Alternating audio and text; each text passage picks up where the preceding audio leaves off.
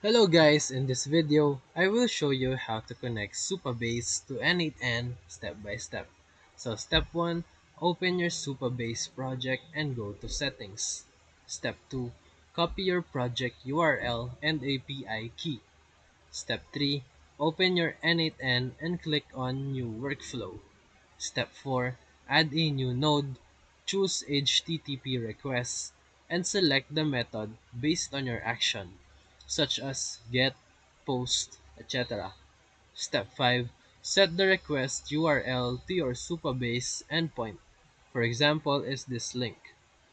Step 6, in the headers, add your API key under API key and authorization bearer fields.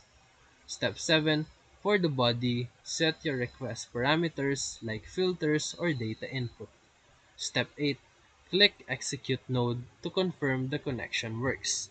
And just like that, Supabase is now integrated with your N8N workflow. So if this video helped you, feel free to like and subscribe for more quick tutorials, reviews, and comparison videos. Thank you for watching.